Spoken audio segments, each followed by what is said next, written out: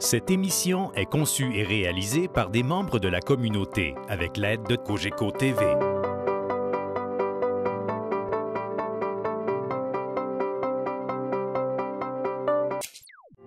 Cette émission vous est présentée en partenariat avec la Société d'histoire du Lac-Saint-Jean, qui se préoccupe de rendre accessibles les éléments de notre patrimoine qui ont façonné l'histoire de la région et la vie quotidienne de ses habitants, ainsi qu'avec la participation financière de la résidence funéraire Lac-Saint-Jean, propriété exclusive des gens du milieu, qui accompagne et soutient les familles endeuillées depuis plus de 3 décennies avec respect et compassion. Ici Mélissa Raté, bienvenue à nos bâtisseurs. Notre invitée œuvre au sein de l'organisme Porte ouverte sur le lac depuis 2009 et elle en est la directrice depuis 2015.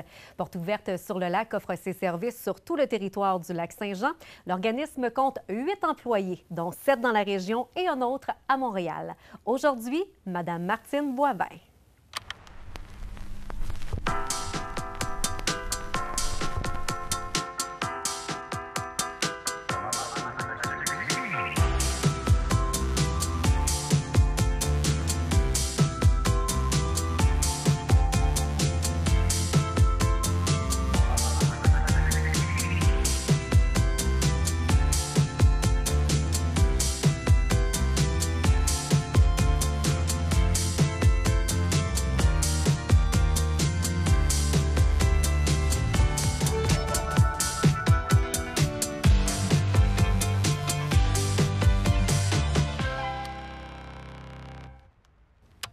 Martine Boivin, c'est un plaisir de vous recevoir à l'émission Nos bâtisseurs. Merci.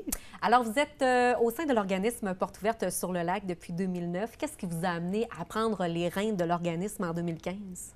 Bien, en fait, moi, j'ai fait tous les postes possibles à Porte ouverte sur le lac. J'ai commencé comme agent d'intégration. J'ai été ensuite chargée de projet. J'ai été formatrice pour l'organisation. Puis en 2015, le poste était vacant à la direction. Puis bon, avec mes collègues, on cherchait quelqu'un à l'interne qui pouvait remplacer. Donc, j'ai décidé de me lancer là, à la direction. Vous cherchez un nouveau défi, genre? Oui, puis ça s'est posé là. Disons que je visais pas à aller vers la direction, mais ça s'est posé à un moment là, où, dans ma vie, là, je pouvais me permettre là, de prendre un poste comme celui-ci. Quelle est la mission première de Porte ouverte sur le lac? La première chose qu'on travaille là, sur ce qu'on vise, c'est vraiment d'augmenter le nombre d'immigrants au Lac-Saint-Jean. Donc, on veut augmenter le nombre de personnes immigrantes sur tout le territoire.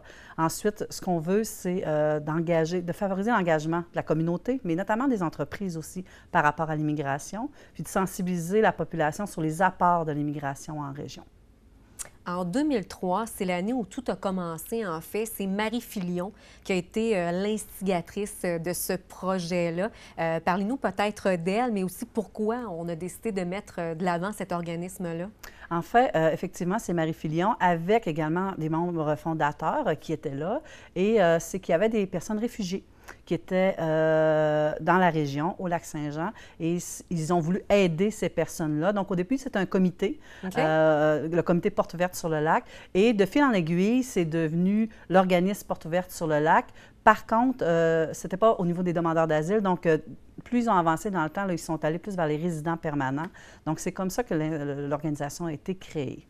Comment se fait le recrutement? Bien, je dis recrutement. Comment on va chercher ces personnes-là, ces immigrants-là? Qu'est-ce qui font que ces personnes, ces familles décident de s'installer chez nous au Lac-Saint-Jean?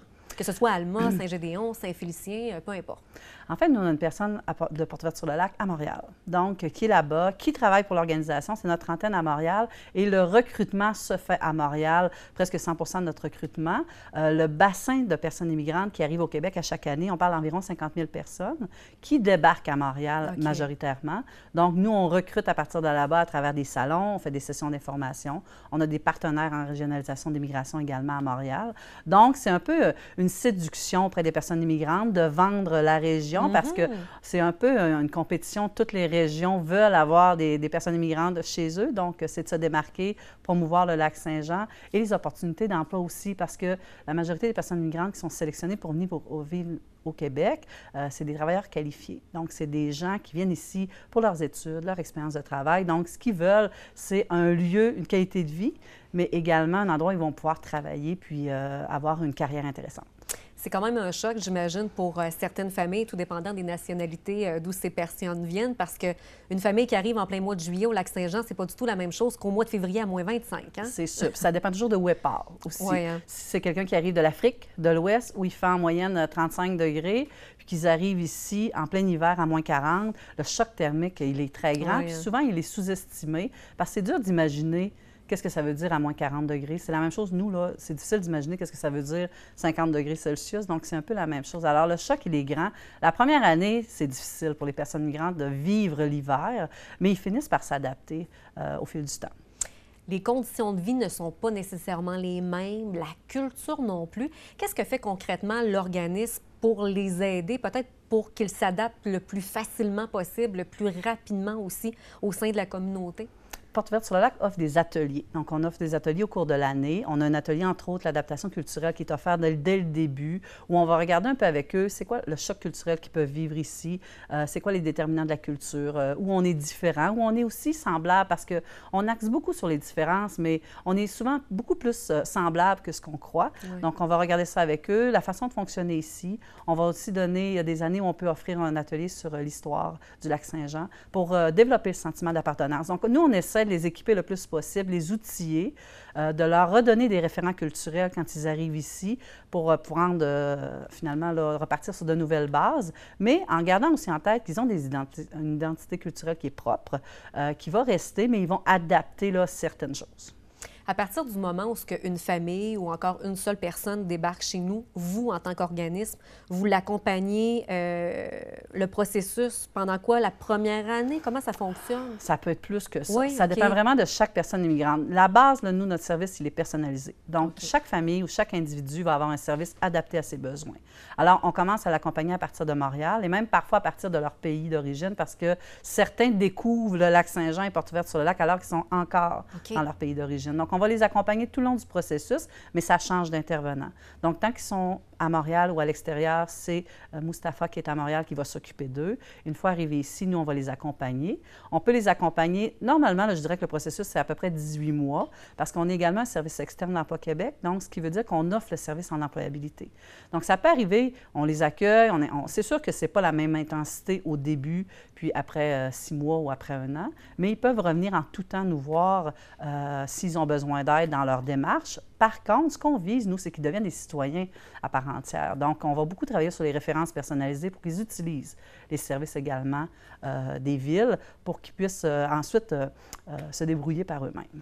Oui, il y a Portes ouvertes sur le lac, mais vous êtes toujours en étroite collaboration avec de nombreux partenaires, justement pour les guider, mais pour vous aider aussi à prendre la bonne voie et tout ça? Oui, nous, on est comme l'organisme de référence quand ils arrivent ici. C'est sûr qu'ils vont se référer beaucoup à nous parce qu'on est les premiers qui connaissent. On développe un lien de confiance parce qu'au début, on est beaucoup avec eux. Mais le but, comme je disais, c'est qu'ils aillent ailleurs, puis de respecter les compétences de chacun aussi dans les organismes. Donc, quand nous, on ne peut pas répondre à ce besoin-là, on va aller avec eux, leur faire découvrir des nouveaux organismes qui vont pouvoir les aider au fil du temps. Est-ce que ce sont eux qui font les démarches pour les emplois, que ce soit pour la langue également, parce qu'on a des familles, on a des individus qui arrivent chez nous. La langue, ça reste aussi que c'est une barrière. Il faut prendre des cours de français et tout ça. C'est eux qui le font ou bien vous êtes là aussi pour... Nous, on réfère partout. Donc, on n'offre pas le cours de francisation, mais dépendamment de où ils vont être sur le territoire au Lac-Saint-Jean, on va référer au bon endroit. Puis nos références, c'est pas juste de leur dire où ils doivent aller. On les prend avec nous. On les embarque dans notre voiture, puis on les amène au lieu où ils doivent aller. On va faire vraiment la référence pour qu'ils puissent continuer à y retourner. Donc, on va les guider vers la francisation quand ils ont besoin.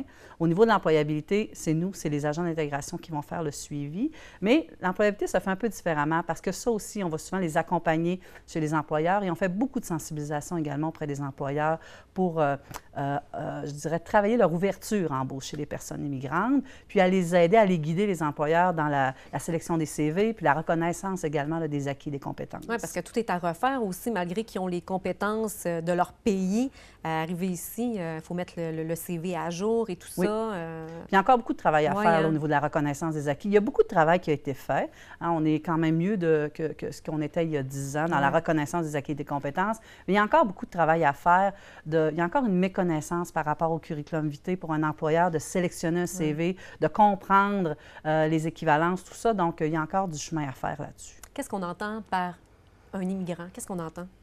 Bien, ça dépend. Ça dépend de qui on parle, puis ça dépend de quel organisme on parle. Comme à Porte ouverte sur le lac, quand on parle de personnes immigrantes, nous, on travaille auprès des personnes immigrantes qui sont résidents permanents. Donc, ils ont un statut permanent au Québec et qui vont pouvoir faire une demande de citoyen canadien après un certain temps. Donc, ils doivent être sur le territoire pendant 4 ans au cours des 6 dernières années. Donc là, ils vont pouvoir faire une demande de citoyenneté. Et on travaille avec les résidents permanents depuis moins de 5 ans, majoritairement. Sauf que de plus en plus, on va ouvrir une personne immigrante que ça fait 6 ans, on va quand même l'accueillir, on va quand même l'aider, l'accompagner dans ses démarches. Donc, pour nous, une personne immigrante, c'est un résident permanent. Et souvent, c'est une personne, quand on regarde dans la littérature, c'est une personne qui vient d'immigrer. Donc, qui est en processus ou qui vient tout juste d'immigrer.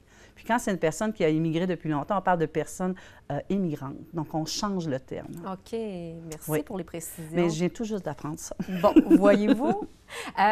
2007, ça a été l'année aussi où ce que Porte ouverte sur le lac a ouvert ses horizons un petit peu parce que là, maintenant, vous couvrez tout le territoire du lac Saint-Jean.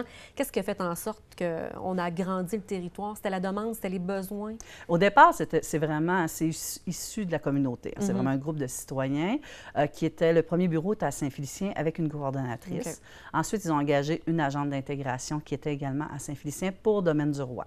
Et ça l'a ouvert vers les 2 autres MRC. Donc, il y a une politique d'accueil et d'accompagnement des personnes migrantes au Lac-Saint-Jean qui a été rédigée pour les 3 MRC. Donc, ils se sont mis ensemble pour pouvoir avoir une politique vraiment au niveau de tout le territoire là, du Lac-Saint-Jean. Porte ouverte sur le lac est un laboratoire rural. Qu'est-ce que c'est un laboratoire rural exactement? En fait, on a été un laboratoire rural au début. Okay. Là, c'est terminé maintenant le projet. Ce que ça veut dire, en fait, c'était un financement du MAMRO, qui est maintenant le MAMO, et qui permettait un peu de mettre la lumière sur un organisme en régionalisation de l'immigration. Donc, c'est vraiment de voir comment peut se développer l'immigration en milieu rural. Et on avait un guide à faire. Il y a un guide qui est disponible sur notre site Internet sur de quelle façon on peut se créer, c'est quoi les conditions gagnantes pour avoir un organisme en immigration, mais dans un milieu rural. Vous avez eu plusieurs reconnaissances, plusieurs prix, plusieurs honneurs également. Ça, j'imagine que comme un organisme, c'est toujours un petit peu valorisant, c'est toujours flatteur aussi. C'est sûr de pouvoir se faire nommer nos bons coups, se faire reconnaître nos bons coups, c'est toujours aidant. Ça l'aide également quand on veut se développer encore plus. On peut un peu pallier sur ces bons coups-là. Donc oui, comme organisme, c'est intéressant. C'est quoi le futur pour Porte ouverte sur le lac?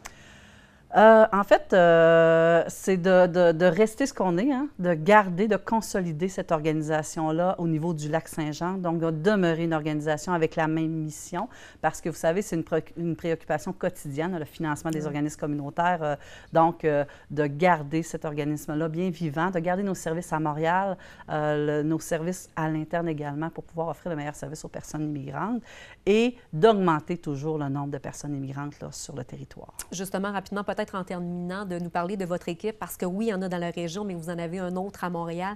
Qu'est-ce qu'ils font chacun, leur rôle rapidement? En fait, on a 3 agents d'intégration qui travaillent à accueillir puis à suivre, donc employabilité, intégration. On a une agente de liaison d'entreprise qui fait le lien entre les entreprises et qui fait le maillage dans les besoins sur le terrain au niveau de l'employabilité et les candidats à Montréal. Donc, d'essayer de faire fitter les deux. Puis, on a la personne à Montréal qui fait vraiment le recrutement. On a des chargés de projet aussi qui sont en projet de sensibilisation sur le territoire. Puis, il y a moi également qui est à la direction. Madame Boivin, ça a été un plaisir. Merci beaucoup. Merci beaucoup.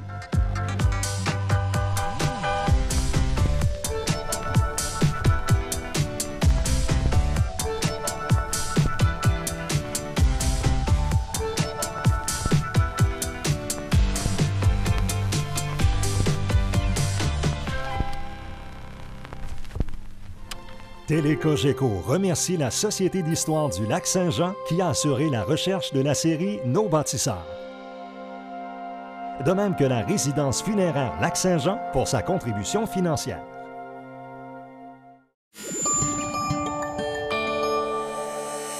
Cogeco TV, un service exclusif aux clients de Cogeco.